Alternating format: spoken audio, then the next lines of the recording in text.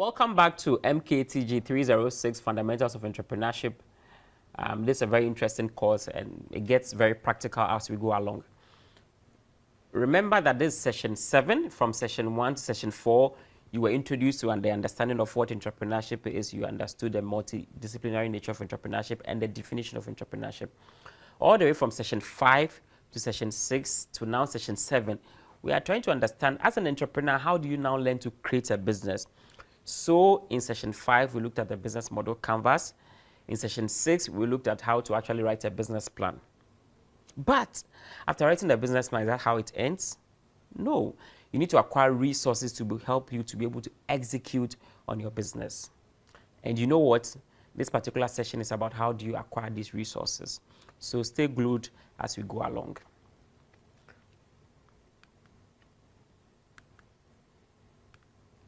Okay, so in this session, we are going to look at 3 key things. The first thing is an introduction to what resource acquisition is. The second thing, we are going to look at social capital really as a resource. And then finally, we are going to delve into how do you actually create some kind of resource, or how do you actually get resources, or what are some of the sources of funding for your business. Because if you have an exciting business plan and you don't have funding, there's no way you're going to make your business happen.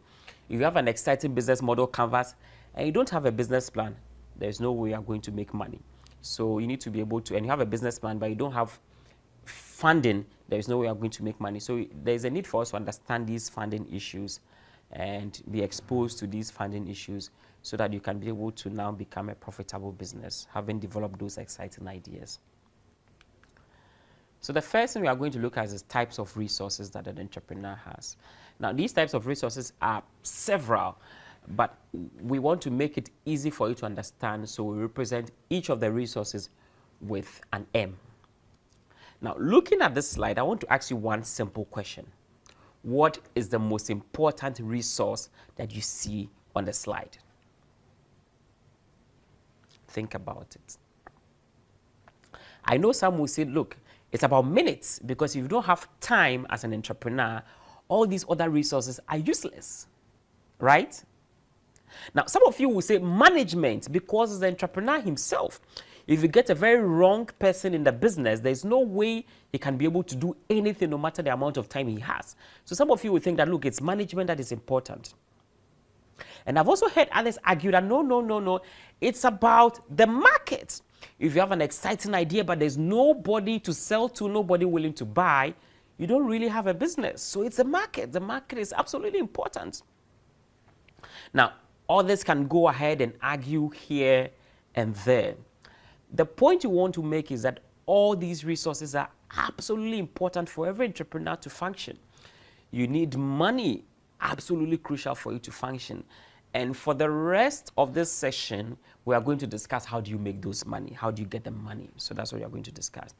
But of course, you need materials.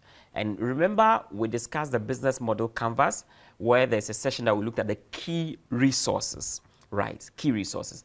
And you need land, you need some machines, you need some equipment, you need some input. These things are key resources that you are going to need in your business. So they're also important. You need men.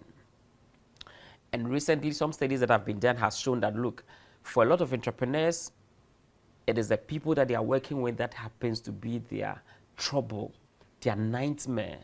And so the men are absolutely important for every business. So all these 7 types of resources are absolutely important for every entrepreneur to be able to execute on his business. Having said that, we are going to look at how do you raise money for your business. And of course, the first way that you raise money for your business is through personal savings. When it comes to personal savings, so many people say that, look, I don't have enough, so how can I save? And usually, I would tell you a story about Rockefeller. John D. Rockefeller was the richest man of all time at a point in time. In fact, we are told that his net worth, before I tell you his net worth, maybe let me tell you the net worth of Bill Gates. Bill Gates is ranging around, I think the highest he has been is about $87 billion. When Rockefeller's money was looked at present day valuation as of, I think, 2010, Rockefeller was worth $660 billion rich. And yet, when Rockefeller was asked when he will stop making money, he said when he gets just a little more. So when it comes to personal savings, the point I'm making is that even Rockefeller was saying he needs just a little more. You would never have enough. So no matter the amount of money you have to save now. One of the key reasons why personal savings is absolutely important for every entrepreneur is that if you have not put your money in the business, there is no way any other person is going to put money in your business. And the Americans will say you don't have any skin in the game. Now, by putting your money in the business, everybody understands that you have taken some kind of risk as an entrepreneur. And so other people and the other sources of finance can also flow. But if you don't have your personal fund in the business, the other sources of funding will not be available to you readily. The second thing that we need to talk about is family and friends. Now that you have been able to put money in the business, and there are times where you might not be able to have enough money to put in the business, but there's something that is called sweat equity, which means that you work tirelessly on the business, and things that you probably should have outsourced to other people, you are working on it yourself. So you are building some kind of equity over there. Having said that, family and friends or relatives is another place where you can get money to run your business. And in dealing with family and friends, we usually advise that when you take money from family and friends, you need to pay back. When you take money from relatives, you need to pay back. And when you take money from relatives, it does not mean that those relatives are business partners necessarily. The problem that we have found in this part of the world is that so many people give you money when you are starting the business. And as the business grows, they want to guide you, or they want to give you suggestions about how to run the business. In fact, some would want to dictate to you about how to go about the business because they feel they've given you money to run the business. You need to separate the money that they've given you and let them know that, look, the fact that they've put money in the business does not mean they own the business, if that is what the arrangement was. And if particularly they don't have any idea about the business, they don't need to dictate to you because they have given you money. And family and friends giving you money is an endorsement that your business might succeed. The key word is might succeed. But once family and friends put money in your business, it's very encouraging for you to go ahead as an entrepreneur. The next thing that we want to talk about is bootstrapping. When it comes to bootstrapping, it is absolutely important for every entrepreneur to understand this concept. Many of the businesses that we have today, for instance, when you come to Accra and you look at Data Bank, their office, close to the Distance Learning Center in Accra, they have a very nice office. When you look at Unique Trust or UT Bank today and their office in Accra Airport, has a very nice office space that they are. But the point is that that is not where those people started their businesses from. They started their businesses by bootstrapping those businesses. What is a bootstrap? Bootstrapping is simply a strategy. Bootstrapping is a mindset for every entrepreneur. It's a mindset that says, how do I start this business without spending so much money? Bootstrapping will say that, look, if it costs me $100 million to start this business, how can I start this business with less? The whole point about bootstrapping is that you can think global, like Data Bank was thinking when they started somewhere in a very small room. But they started very small, and eventually they graduated to where they are today. Like where UT started very small, and now they've graduated to where they are today. So even though you might have a grandiose idea, you need to start small. What it means is that you can actually start from your garage, as so many companies have done. You can start from your home, as so many companies have done. You can actually work together in co-working spaces, which means that 4 people come together and pay their rent to run the business. Now, there are several ways by which you can bootstrap the business. You can actually look at the kind of employees you are going to recruit. You can actually have a lot of national service people or interns help you do some minimal task when you are bootstrapping your business. So bootstrapping essentially is finding creative ways, finding innovative ways of not spending so much money on your business. And I want to advise you that no matter the kind of business that you are doing, you can actually bootstrap. So ask yourself, how can I do this without spending this amount of money? The next thing we are going to talk about is the business incubator or business accelerator. Now, typically, business incubators and business accelerators are organizations. Now, what a business incubator does is that if you are an entrepreneur and you have a business idea, you go into this incubator, which is an organization, and the incubator will help you fine-tune your ideas. In fact, if you don't have any idea at all, but you still have the urge to start your own business, you can go into a business incubator. They'll help you to generate an idea. When you go into a business incubator, incubators usually have experts across the field of business. So you have an expert with someone, they have experts in product management, they have experts in marketing, they have experts in PR, they have experts in accounting and finance, they have experts in various fields of business who can guide you as you go along in your business. So typically an entrepreneur will stay in a business incubator for about 2 years or 3 years, averagely. You stay in an incubator for that long. And in Ghana, there are quite a number of incubators springing up in Ghana. We have the Meltwater Entrepreneurial School of Technology, also called MEST, in East Legon. Is an incubator that you can actually apply to. They take a lot of graduates from universities in Africa. You can apply to that incubator. Another incubator is known as InnoHub. InnoHub is also a new incubator in Ghana. You can apply to. There are quite a number of incubators in Kumasi. In fact, several universities in the country also have incubators that are attached to them. So when you go into an incubator, you get the experience of so many other people guiding you through the business.